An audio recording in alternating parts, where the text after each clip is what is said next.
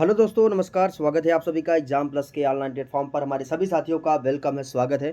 दोस्तों, आज जो भी साथी यूपीपी री एग्ज़ाम की तैयारी कर रहे हैं उनके लिए आज बेहतरीन सेशन लेके आए हैं। लगभग 5 से 10 मिनट का वीडियो होगा और बहुत ही शानदार और मोस्ट इंपॉर्टेंट क्वेश्चन लेके आया हूँ। आपके साइंस से क्वेश्चन है, जीव विज्ञान से, बायोलॉजी से, और ये आपके वन लाइनियर क्वेश्चन है जो कि मोस्ट इंपॉर्टेंट क्वेश्चन है आपके यूपीपी री एग्ज़ाम के लिए। तो यूपीपी के साथ साथ आप समीक्षा अधिकारी, सहायक समीक्षा अधिकारी का भी पेपर देने जा रहे हैं, तो वहाँ से ये प्रश्न आपके ढेर सारे कूट में ये आपके प्रश्न देखने को मिल जाते हैं। तो दोस्तों, ये जो प्रश्न है ये बहुत इंपॉर्टेंट है, आपके एग्जाम में कहीं ना कहीं पूछे गए ये प्रश्न है और वन लाइनियर फैक्ट क्वेश्चन है और स्टैटिक जी के संबंधित है, यानी कि हर बार ये प्रश्न आपके एग्जाम में आते ही आते हैं। तो हमारे सभी साथियों का एक बार तहे दिल से वेलकम है, स्वागत है। तो चलिए दोस्तों, आज आपकी टॉपिक शुरुआत करते हैं। आज की जो टॉपिक है बहुत इंपॉर्टेंट है, बायोलॉजी से वन लाइनियर क्वेश्चन को हम बेहतरीन तरीके से सॉल्व करने चल रहे हैं। वन लाइनर क्वेश्चन बिल्कुल देख लीजिए दोस्तों। जो भी साथी आपके यूपीपी री एग्ज़ाम की तैयारी कर रहे हैं, यूपीपी री एग्ज़ाम अगस्त में दोस्तों एग्ज़ाम कंडक्ट हो रहा है।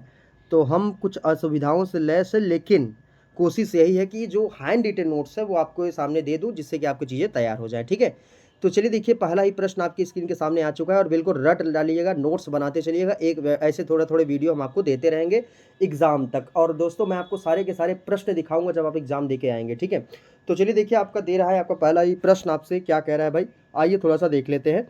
तो देखिए, कह रहा है पौधे में जाइलम की उपस्थिति में क्या होता है। याद कर लीजिए हमारे साथ, जो पौधे में जाइलम की उपस्थिति में क्या होता है। तो दोस्तों, पौधे में जो जाइलम होता है, जाइलम की उपस्थिति के कारण इसमें जल का वहन होता है। क्या होता है साथी? जल का वहन होता है जाइलम की उपस्थिति के कारण। पौधे में फ्लोएम की मुख्यतः उत्तरदायी है आहार वहन के लिए। दोस्तों, दोनों प्रश्न इंपॉर्टेंट है, पीसीएस में ही पूछा गया, आरओ में भी पूछा गया, यूपीपी एग्जाम, हर वनडे एग्जाम में आपका ये प्रश्न पसंदीदा है और पूछता भी है। तो दोस्तों, पौधों में जो आपके फ्लोएम की मुख्यतः उत्तरदायी है, ये क्या है? आहार वहन के लिए। ठीक है, जैसे अगर जाइलम की बात करेगा, ज से जाइलम, ज से जल, ऐसे याद कर लीजिएगा। और फ से फ्लोएम मतलब फल, यानी कि आहार वहन के लिए। ठीक है, ऐसे याद कर लेना। ठीक, अब अगला प्रश्न देखो भाई, क्या कह रहा है आपसे।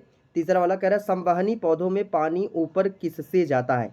संवहनी यानी कि इसको इंग्लिश में बोलते हैं वैस्कुलर।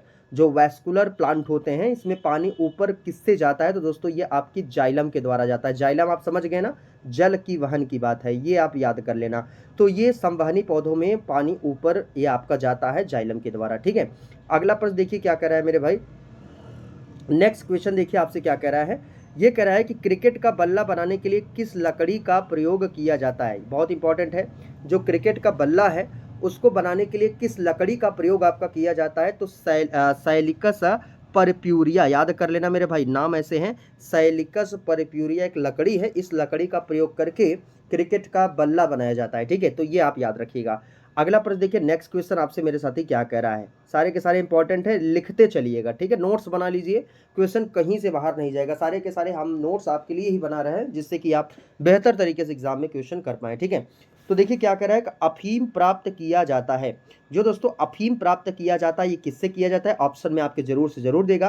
तो ये क्या है आपका? बिना पके फल के लैटेक्स से ये आपका अफीम प्राप्त किया जाता है। ये मेरे साथी आपको याद रखना है। ठीक है, अगला देखिए, नेक्स्ट क्वेश्चन क्या करा है कि वह रेशा जो पौधे के तने का उत्पाद नहीं है। तो दोस्तों, जो आपका कपास है ना, कपास की दोस्तों अगर बात करेंगे, वह पौधे के तने का उत्पाद आपका नहीं है, इसको आप याद कर लीजिएगा। ठीक है, फिर देखिए, कौन सा पादप रेशा तने से प्राप्त होता है। फटाफट क्वेश्चन को सॉल्व करिए, याद कर लीजिए, कौन सा पादप रेशा तने से प्राप्त होता है। तो जो आपका सनई है, ये आपका एक ऐसा पादप रेशा है जो तने से प्राप्त होता है। ठीक है, और ये जो कपास है, तने का उत्पाद आपका नहीं है, दोनों को याद रखना है। अगला देखिए क्या कर रहा है आपका केसर मसाला बनाने के लिए पौधे का कौन सा भाग उपयोग में लाया जाता है। जो केसर मसाला है, इसको बनाने के लिए पौधे का कौन सा भाग उपयोग में लाया जाता है। तो दोस्तों, ये आपका वर्तिकाग्र लाया जाता है। क्या है आपका? वर्तिकाग्र जो है, ये केसर मसाला बनाने के लिए पौधे का उपयोग आपका लाया जाता है। ठीक है ना। अगला प्रश्न देखिए दोस्तों क्या कहता है। सभी साथी, जो भी साथी यूपीपी री एग्जाम की तैयारी कर रहे हैं, जो नए जुड़ रहे हैं, तो सबसे पहले मेरे साथी चैनल को सब्सक्राइब करें यार, आपके सपोर्ट की बहुत ही ज़रूरत है। और अगर आप लोग सपोर्ट करते हैं, मैं बहुत जल्दी आपके सामने लाइव सेशन लेके आऊँगा और बहुत बेहतरीन तरीके से। यूपीपी ही नहीं, यूपीपी के साथ साथ आप एमटीएस कर रहे हैं, वनडे एग्जाम की तैयारी कर रहे हैं, इसके साथ साथ आप समीक्षा अधिकारी, सहायक समीक्षा अधिकारी की तैयारी कर रहे हैं, तो ये इंपॉर्टेंट आपका प्रश्न है। ठीक है, तो चलिए चलते हैं अगले प्रश्न की तरफ। सभी साथी ध्यान से देखिए, नोट्स बनाते रहिए। देखिए क्या कह रहा है आपका, इस पेड़ की छाल मसाले के रूप में प्रयोग किया जाता है? तो दोस्तों जो दालचीनी है, आप लोग जानते होंगे, देखे भी होंगे, मसालों में ये यूज़ किया जाता है। ये दालचीनी के पेड़ की छाल जो है, ये मसाले के रूप में आपको प्रयोग किया जाता है। आप लोग देखते होंगे दालचीनी लकड़ी टाइप का होता है ना? अगला प्रश्न देखो क्या है कि धनिया में उपयोगी अंश होते हैं। जो धनिया है, इसमें उपयोगी अंश क्या होता है? पत्ते एवं जो इसके सूखे फल होते हैं, छोटे-छोटे, आप लोग जानते हो, दाने टाइप का, तो वो क्या है आपका इसका बनता है, ठीक है? यानी कि उपयोगी अंश यही होता है आपका, तो ये आपको याद रखना है। फिर देखिए अगला क्या कह रहा है कि युग्मक संलयन के परिणाम स्वरूप क्या बनता है? बहुत important question, very very most important है, तो ये आप याद कर लेना भाई, आप ही क्वेश्चन सही कर पाएंगे। ये क्या हो जाएगा? द्विगुणित युग्मनज। क्या हो जाएगा भाई? द्विगुणित युग्मनज की बात करते हैं, तो ये आपकी युग्मक संलयन के परिणाम स्वरूप ये आपका बनता है, ठीक है?